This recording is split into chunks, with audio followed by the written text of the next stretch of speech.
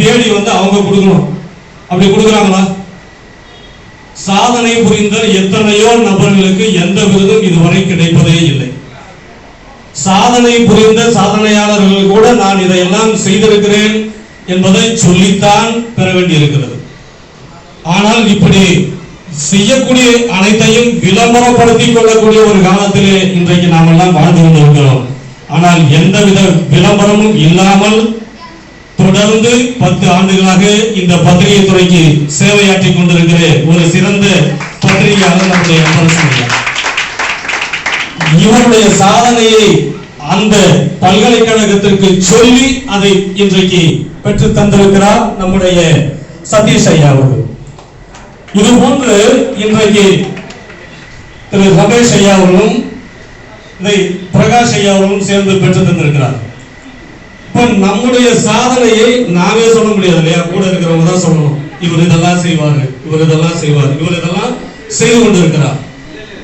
இன்றைக்கு மக்களுக்காக சேவை செய்து கொண்டிருக்கிற எத்தனையோ சேவையாளர்கள் கண்ணுக்கு தெரியாமல் மறைந்துதான் இருக்கிறார்கள்.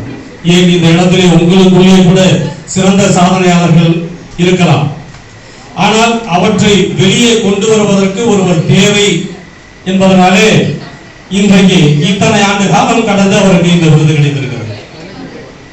அதனால இதை போல உங்கள் பகுதியில் இருக்கக்கூடிய சிறந்த சாதனையாளர்கள் யாராவது இருந்தால் நீங்கள் அவற்றை நம்முடைய ஆசிரியர் அன்பரசன் ஐயா அவரிடத்திலே வெளிப்படுத்தினால் ஒவ்வொரு ஆண்டும் நடந்து கொண்டிருக்கிற இந்த பத்திரிகையாளர் விழாவிலே அவர்கள் எல்லாம் சிறப்பாக கௌரவிக்கப்படுவார்கள்.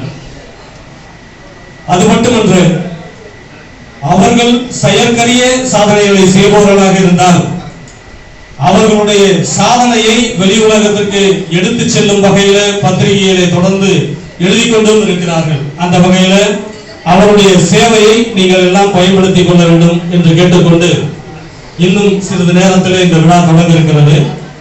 முக்கியமான சில தலைவர்கள் வர வேண்டிய காரணத்தினாலே ஒரு சில மணித்துளிகள் காலதாமதமாகிறது. நீங்கள் எல்லாம் புரிஞ்சுக்குவீங்க அப்படின்னு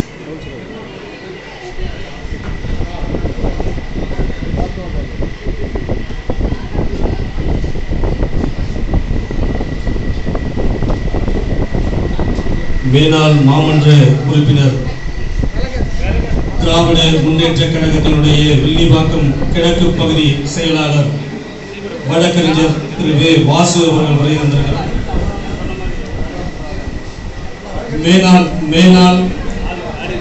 மேனாள் மாமன்ற உறுப்பினர் திரு வே வாசு அவர்கள் வரை வந்திருக்கிறார்.